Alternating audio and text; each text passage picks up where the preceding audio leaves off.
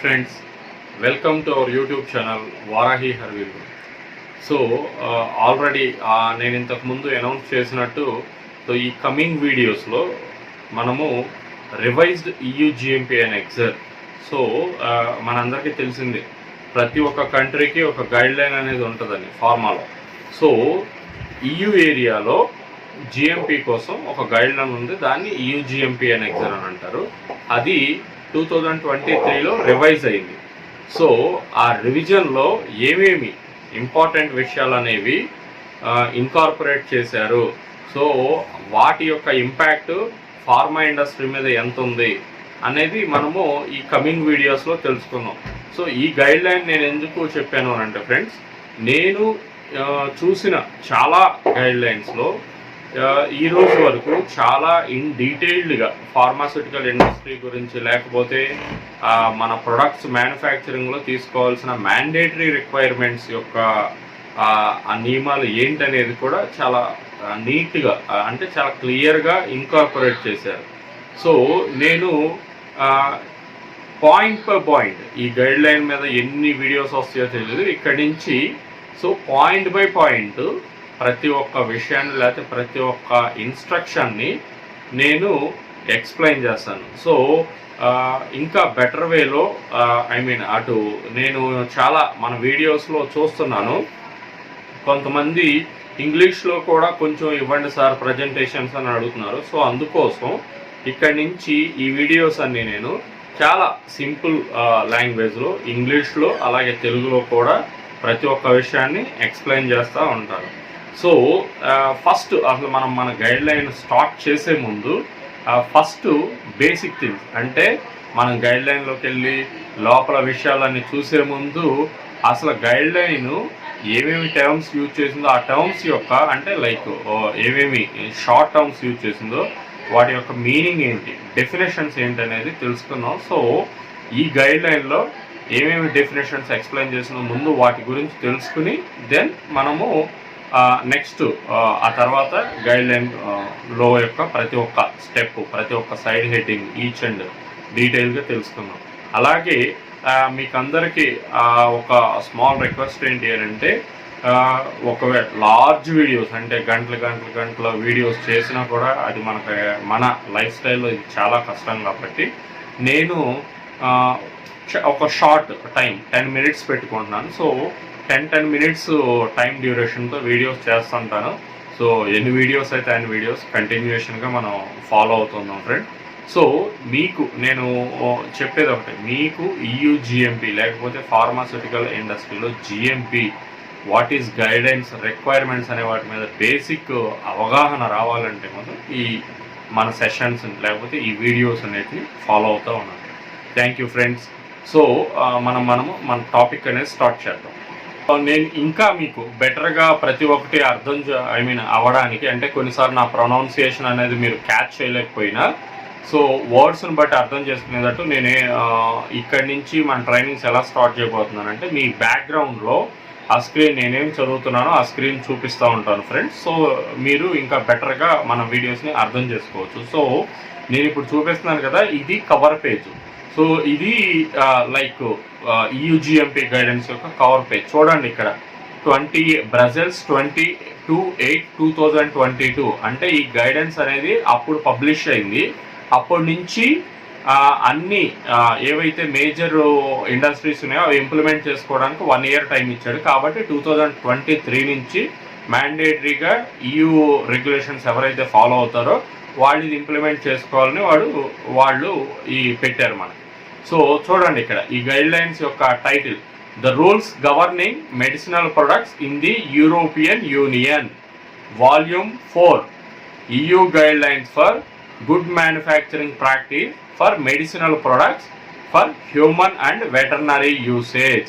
ఇది guide line యొక్క title. So ఓవరాల్గా దీన్ని EU GMP Annex 1 అంటారు. చూడండి, Annex 1 manufacture of sterile medicinal products, అంటే స్టెరైల్ మెడిసినల్ ప్రొడక్ట్స్కి తయారు చేయడానికి ఈ గైడెన్స్ అనేది రికమెండేషన్స్ ఇస్తుంది అని మనకి ఇక్కడ ఇచ్చాడు హెడ్డింగ్.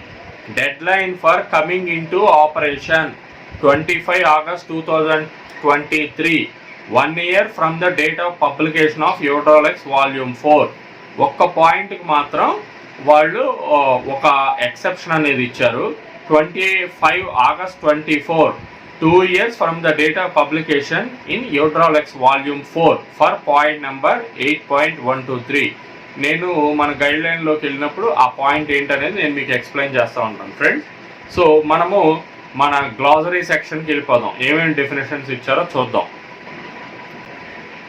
సో ఫస్ట్ ఇక్కడ చూస్తే గ్లాసరీ సెక్షన్లో ఎయిర్ లాక్ అంటే ఏంటి అనేది డెఫినేషన్ దానికి ఎక్స్ప్లెనేషన్ ఇచ్చారు.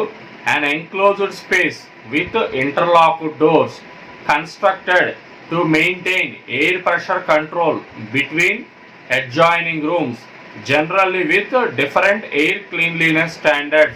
The intent of an airlock is to preclude ingress of particulate matter and microorganism contamination from a lesser controlled area.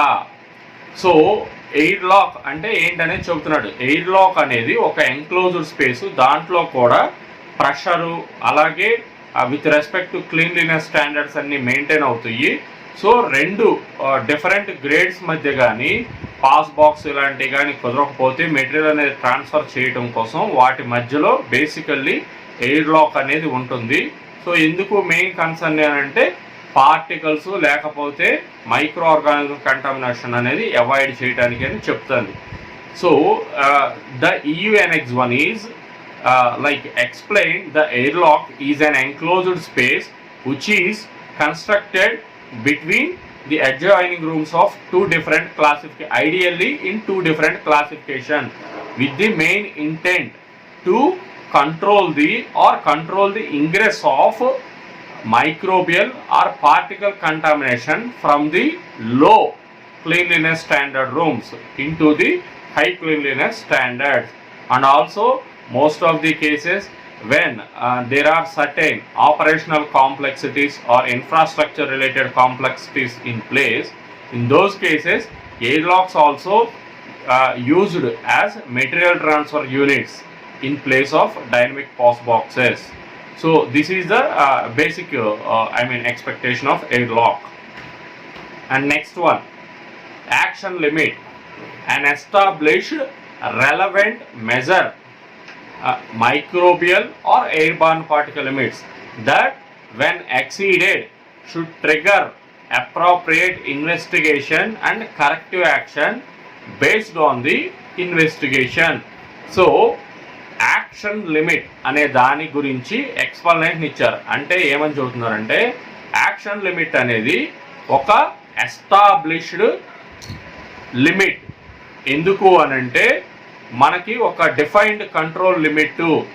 So ఈ లిమిట్ కంటే మైక్రోబియల్ లిమిట్స్ కానీ లేకపోతే పార్టికల్ కంటామినేషన్ కానీ పెరిగితే మనము మ్యాండేటరీగా ఇన్వెస్టిగేషన్ చేసి లిమిట్స్ అనేవి నెక్స్ట్ టైం మళ్ళీ అలా ఎక్సీడ్ అవ్వకుండా మనము చర్యలు తీసుకోవాలి. అంటే nothing but corrective and preventive యాక్షన్ని తీసుకోవాల్సిన పరిస్థితి నీడ్ ఉంటుంది అని చెబుతున్నారు. అటువంటి లిమిట్ని యాక్షన్ లిమిట్ అని అంటారు.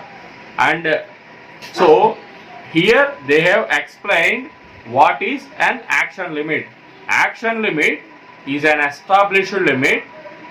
Excursion of this action limit with respect to non-viable, viable or microorganism content anything should mandatorily triggers an investigation followed by corrective actions to avoid the recurrence of similar issues. Okay. Next, already whatever the guidance has explained about action limit. Now this is an alert level or alert limit. What is an alert level? An established relevant measure giving an early warning of potential drift from normal operating conditions and validated state, which do not necessarily give grounds for corrective action but triggers scrutiny and follow-up to address potential problem. Alert levels are established based on routine and qualification trend data and are periodically reviewed The alert level can be based on number of parameters including adverse trends, individual excursions above a set limit and repeat events.